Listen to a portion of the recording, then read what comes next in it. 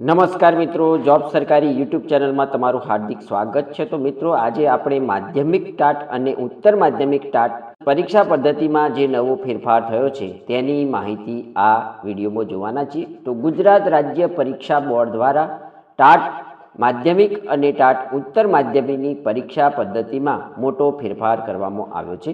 તો ચાલો આપણે આ માહિતી આ વિડીયોમાં જોઈએ। તો મિત્રો, રાષ્ટ્રીય શિક્ષણ નીતિ 2020 અને મિશન સ્કૂલ ઓફ એક્સિલન્સના લક્ષ્ય મુજબ ગુણવત્તાયુક્ત શિક્ષણના હેતુ માટે દ્વિસ્તરીય સ્વરૂપે શિક્ષક અભિરુચિ કસોટી એટલે કે ટાટના આયોજન કરવા બાબત। તો મિત્રો, અહીં માધ્યમિક ટાટ અને ઉત્તર માધ્યમિક ટાટની પરીક્ષા બે સ્તરીય તરીકે લેવામાં આવે છે। પ્રથમ સ્તરની અંદર પ્રાઇમરી પરીક્ષા એટલે કે 200 માર્ક્સની પરીક્ષા અહીં લેવામાં આવે છે, જે ઉમેદવારો પરીક્ષામાં ગુજરાત રાજ્ય પરીક્ષા બોર્ડ દ્વારા નક્કી કરવામાં આવેલા કટ ઓફ માર્ક્સ લાવે છે બીજા સ્તરની પરીક્ષા આપી શકે છે। તો મિત્રો, અહીં પ્રથમ સ્તરીય પરીક્ષાની અંદર કોઈ પણ પ્રકારનો ફેરફાર કરવામાં આવેલો નથી। બીજા સ્તરની પરીક્ષામાં જ મુખ્ય ફેરફાર અહીં કરવામાં આવેલો છે। તો મિત્રો, અહીં જે ઠરાવ કરવામાં આવ્યો છે તેની આ માહિતી છે। તો વિભાગની તારીખ 29/4/2023નો સમાનિક ઠરાવ આ છે। ઠરાવ નંબર 2 છે કે રાજ્ય પરીક્ષા બોર્ડ ગાંધીનગર તારીખ 26/8/2025નો પત્ર ક્રમાંક મુજબ અહીં આ એક બીજો પણ ઠરાવ કરવામાં આવે છે। હવે સુધારા ઠરાવમાં શેનો સુધારો કરવામાં આવ્યો છે તે આપણે અહીં જોઈએ। તો ઉપરોક્ત ક્રમ 1 સામે વંચાણે લીધેલ વિભાગના તારીખ 29/4/2023ના સમાનિક ઠરાવથી રાજ્યની સરકારી તેમજ બિન સરકારી અનુદાનિત માધ્યમિક અને ઉત્તર માધ્યમિક શાળાઓમાં શિક્ષકની ભરતી કરવા માટે દ્વિસ્તરીય સ્વરૂપે શિક્ષક અભિરુચિ કસોટી ટીચર એપ્ટિટ્યૂડ ટેસ્ટ 2 ટાયર દાખલ કરી પ્રાથમિક અને મુખ્ય પરીક્ષાનું માળખું નિયત કરવામાં આવેલ છે। ઉક્ત ક્રમાંક 2 સામે વંચાણે લીધેલ રાજ્ય પરીક્ષા બોર્ડ ગાંધીનગર તારીખ 26/8/2025ના પત્રથી ટાટ સેકન્ડરી અને ટાટ હાયર સેકન્ડરીની મુખ્ય પરીક્ષામાં બેસવા માટેની લાયકાતના ધોરણમાં તથા ટાટ સેકન્ડરી અને ટાટ હાયર સેકન્ડરીના મુખ્ય કસોટીના પ્રશ્નપત્ર 2 વિષયવસ્તુ અને પદ્ધતિશાસ્ત્રના માળખામાં સુધારો કરવા દરખાસ્ત કરેલી હતી, જે સરકારશ્રીની વિચારણા હેઠળ હતી। પુખ્ત વિચારણાને અંતે ઉક્ત ક્રમ 1માં વંચાણે લીધેલ વિભાગના 29/4/2023ના ઠરાવમાં નીચે મુજબ સુધારો કરવામાં આવે છે। ઉક્ત ઠરાવ સાથેના પરિશિષ્ટ 2માં દર્શાવેલ ટાટ સેકન્ડરી અને ટાટ હાયર સેકન્ડરીના મુખ્ય કસોટીના પ્રશ્નપત્ર 2 વિષયવસ્તુ અને વિષય પદ્ધતિ સજ્જતાનું કોષ્ટક 2 રદ કરી નીચે મુજબ કોષ્ટક 2માં ઉમેરો કરવામાં આવે છે। પ્રશ્નપત્ર 2 વિષયવસ્તુ અને વિષય પદ્ધતિ સજ્જતાનું કોષ્ટક 2 આ પ્રમાણે આપવામાં આવ્યું છે। તો મિત્રો, સુધારો કરેલું કોષ્ટક અહીં આપણને આપવામાં આવ્યું છે તે આપણે પ્રથમ જોઈશું। ત્યાર પછી જે જૂનું કોષ્ટક છે તેની પણ અહીં આપણે આ વિડીયોમાં માહિતી લઈશું। તો તેમાં કયો સુધારો કરવામાં આવ્યો છે, તેનો તફાવત શું છે તે માહિતી આપણને ઉપલબ્ધ થશે। મિત્રો, ક્રમ નંબર 1ની અંદર જે સુધારો કરવામાં આવ્યો છે તે જોઈએ। તો મુદ્દાસર જવાબ આપો। 7 પ્રશ્નો અહીં પૂછવામાં આવશે।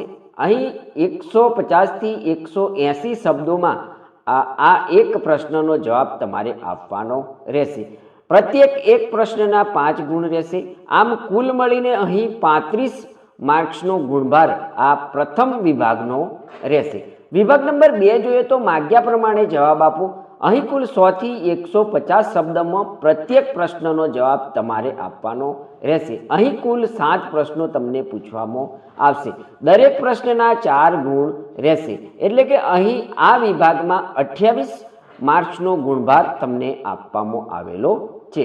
ક્રમ નંબર 3નો જે વિભાગ છે કે 1-2 વાક્યમાં જવાબ આપો। 11 ફરજિયાત પ્રશ્નો અહીં તમને પૂછવામાં આવશે અને દરેક પ્રશ્નના તમારે 2 ગુણ મળવાપાત્ર થશે, એટલે કે અહીં આ ત્રીજા વિભાગમાં 22 માર્ક્સનો ગુણભાર આપવામાં આવેલો છે। વિભાગ 4ની વાત કરીએ કે અહીં હેતુલક્ષી પ્રશ્નો દરેકના 1 ગુણ, ખાલી જગ્યા પૂરો, જોડકા, સાચા ખોટા વગેરે મળીને અહીં 15 ગુણના પ્રશ્નો તમને પૂછવામાં આવશે। તેનો પણ અહીં 15 ગુણભાર આપણને વિદ્યાર્થીઓને મળવાપાત્ર થશે।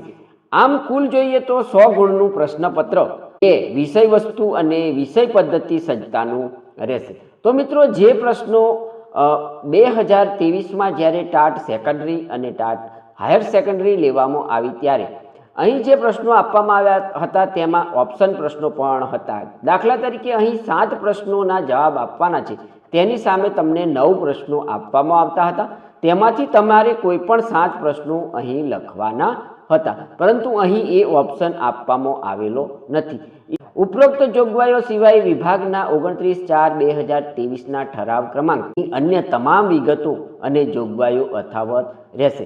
તો જે મિત્રો ટાટ સેકન્ડરી અને ટાટ હાયર સેકન્ડરી આપવા માંગે છે તેમણે આ જે સુધારો કરવામાં આવ્યો છે તેને જોઈ લેવા વિનંતી છે. એની જે પરીક્ષા પદ્ધતિ આપણને આપવામાં આવી હતી તેને અહીં જોઈએ તો પ્રશ્નપત્ર 2 વિષય વસ્તુ અને વિષય પદ્ધતિ સજ્જતા કોષ્ટક 2 અહીં પણ 100 ગુણનું જ પ્રશ્ન પેપર હતું. અહીં કુલ 5 વિભાગમાં આ પ્રશ્નો પૂછવામાં આવતા હતા. 5માંથી કોઈ પણ 3 પ્રશ્નો અહીં લખવાના એવું કહેવામાં આવ્યું છે. ત્યારે જે નવી સુધારા પદ્ધતિમાં આવો કોઈ ઓપ્શન તમને મળશે નહીં. વિભાગ 2ની અંદર પણ આ પ્રમાણે જ છે, માગ્યા પ્રમાણેના જવાબ આપો. 6માંથી કોઈ પણ 4 પ્રશ્નોના જવાબ આપો.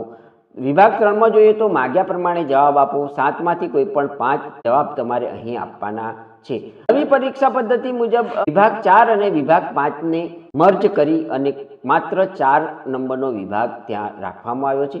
અહીં કુલ 5 વિભાગમાં પ્રશ્નો પૂછવામાં આવતા હતા. તો મિત્રો આ હતી ગુજરાત પરીક્ષા બોર્ડ ગાંધીનગર દ્વારા ટાટ સેકન્ડરી અને ટાટ હાયર સેકન્ડરીના પેપર 2માં વિષય વસ્તુ અને વિષય પદ્ધતિમાં જે સુધારો કરવામાં આવ્યો છે તેની માહિતી આપતો વિડીયો. ટાટ સેકન્ડરી અને ટાટ હાયર સેકન્ડરી પરીક્ષાની આ જે સુધારા માહિતી આપતો વિડીયો તમને પસંદ આવ્યો હોય તો અમારી યુટ્યુબ ચેનલ જોબ સરકારીને જરૂરથી સબસ્ક્રાઈબ કરો, વિડીયોને લાઇક કરો અને તમારા મિત્રોને પણ આ વિડીયો શેર કરો. ધન્યવાદ, આભાર.